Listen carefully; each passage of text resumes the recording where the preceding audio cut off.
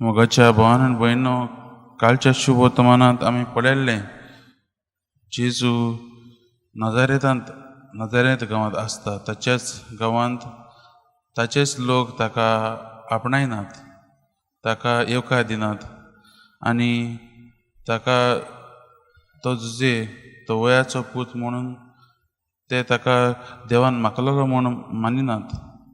ते पूण ताचेर रागार जातात आनी ताका तिडकीन ताका मारूंक देखून ते तयार जातात. पूण आयज जेजू कफरनावांत वता. कफरनावांतचे लोकांचें रिएक्शन दुसरेंच. ते जेजूची पदवी पळोवन, जेजूची मिलाग्र्यो आनी विस्मितां आनी ताची शिकवण आयकून ते जेजूक आपल्या काळजांत भितर घेतात आनी जेजूक आपणायतात. कितें आसतलें काय हें जें कफरनावांच्या लोकांन जेजूक आपणावचें केलें काय? आयज आमी पळयतात जेजूची पदवी आनी जेजूचो अधिकार. जेजू शिकयतालो आनी जेजू आयज त्या आत्म्याक भायर काडटा तें पळोवन, अधिकारान पळयता तें पळोवन ते लोक जेजूचेर अजाप जातात. कित्याक ताणें असलें आनी खंयच पळोवंक ना. तांचे 2 शास्त्री आसले पूण ते आपले पदवेन उलयनासले तांचे लागीं.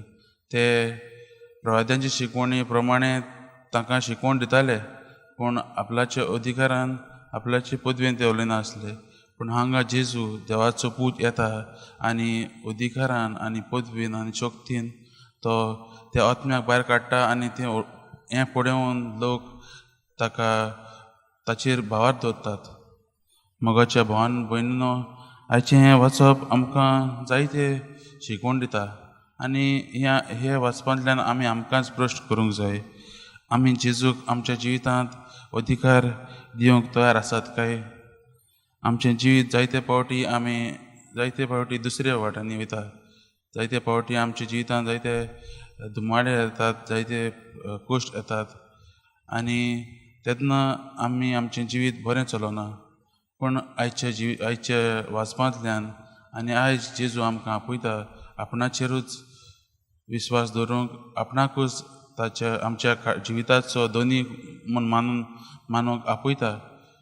आमी ताका आमचें काळीज उक्तें करूंक तयार आसात काय? हेच प्रश्न आमी आमच्या जिवितांत करूंक जाय. जेन्ना एक सुपुल्लें भुरगें भिता वो ताका कसली भिरांत आसता ती पयलें म्हणल्यार आपल्या आवय बापाय लागीं वता आनी ताका थंय सूख मेळटा. तेच भाशेन जेजू आयज आमकां आपणाची आपयता. आमच्या जिविताचेर ताका अधिकार घालूंक आमी वावरूंक जाय.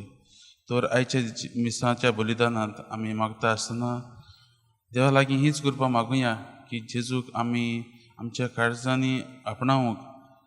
नजारेतकारां भाशेन आमी ताका आमच्या काळजांत दामची न्हय, पूण कफरनावांचे लोक आसात तांचे भाशेन आमी जेजूक आमचें काळीज उक्तें करून ताका आमच्या जिवितांत येवकार दिवन ताकाच आमच्या जिविताचेर अधिकार आनी पदवी दिवंक आमी देवा लागीं ही कृपा आनी बोड ह्या मिसाच्या बलिदानांत मागुया.